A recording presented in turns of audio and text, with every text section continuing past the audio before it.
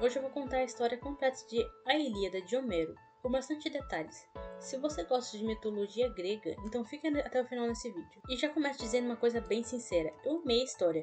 É uma obra gigantesca, épica, cheia de batalhas extremamente intensas, intervenções dos deuses, discursos cheios de emoções e personagens muito marcantes. Mas também preciso admitir um ponto importante.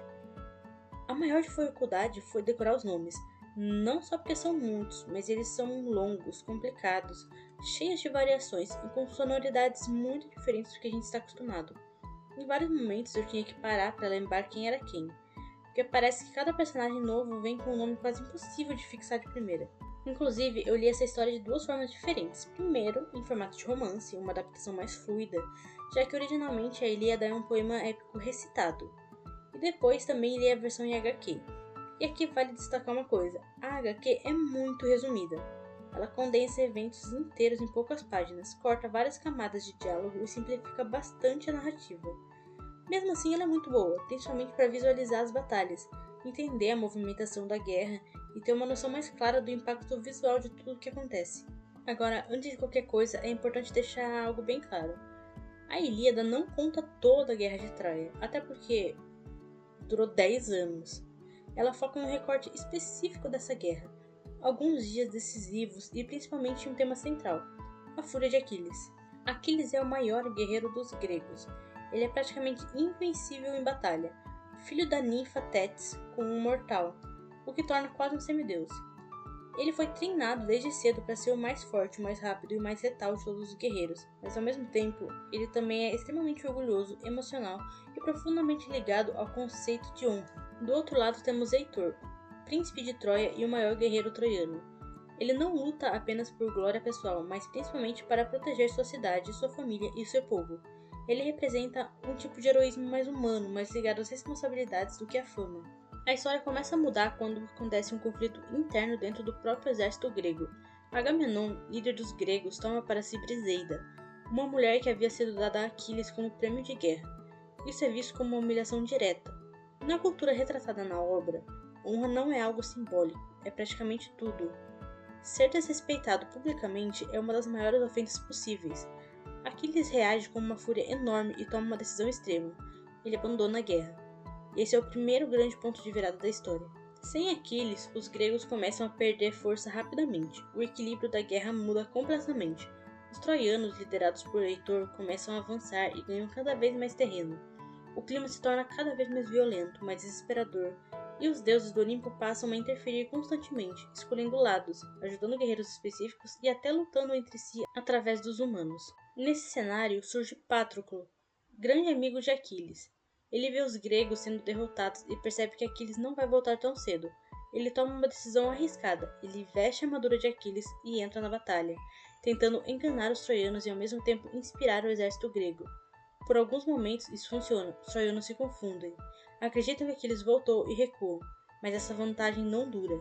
Heitor enfrenta Patroclo em combate e o mata. Esse é um dos grandes momentos mais importantes e trágicos de toda a obra. Quando Aquiles descobre a morte do amigo, ele entra em um estado de fúria absoluta. E aqui a palavra fúria não é exagero, ele literalmente perde qualquer limite emocional. Ele não pensa mais em estratégia, em política ou em honra. Ele pensa apenas em vingança. Ele decide voltar à guerra e quando ele volta, tudo muda. Aquiles se torna praticamente uma força da natureza no campo de batalha. Ele mata inimigos em sequência, atravessa o exército troiano como se nada pudesse pará-lo e causa um pânico generalizado. A guerra muda de ritmo completamente, é como se a presença dele sozinho virasse o jogo. Até que chega o confronto inevitável, Aquiles contra Heitor. Heitor sabe que esse confronto é praticamente impossível de evitar e que as chances dele são pequenas. Mesmo assim, ele decide enfrentar Aquiles diante das muralhas de Troia. O duelo é intenso, direto e decisivo. Aquiles vence Heitor. E tomado pela dor da morte de Patroclo e pela sua própria fúria, ele faz algo extremamente brutal. Ele desrespeita o corpo de Heitor, arrastando-o ao redor da cidade.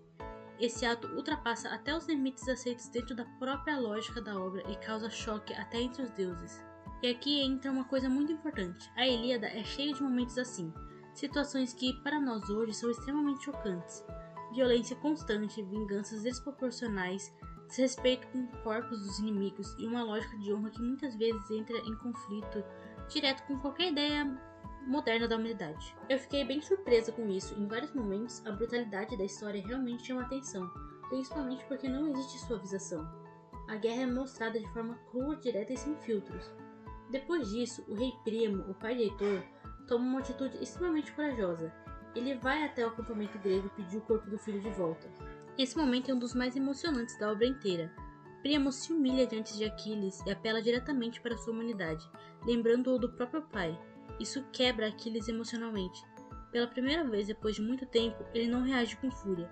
Ele aceita devolver o corpo do Heitor. E assim, Ilíada chega ao fim. Não exatamente. Tem realmente a batalha final, fim da guerra, cavalo de Troia, mas aí eu não posso dar todo o spoiler, não é? Uma coisa interessante é que muita gente se pergunta se essa história é real. Por motivos óbvios, eu acho que não. Ela é uma obra épica cheia de elementos mitológicos, deuses intervindo constantemente, acontecimentos extremamente dramatizados e uma construção narrativa que claramente faz parte de uma tradição literária e oral. Mas existe sempre aquela curiosidade. E se tiver alguma base histórica? Se tiver, então a Ilíada seria facilmente a história mais floreada da história da humanidade, porque tudo nela é amplificado, intensificado e elevado a um nível quase mítico. E isso não diminui a obra, pelo contrário, isso é exatamente o que a torna tão fascinante.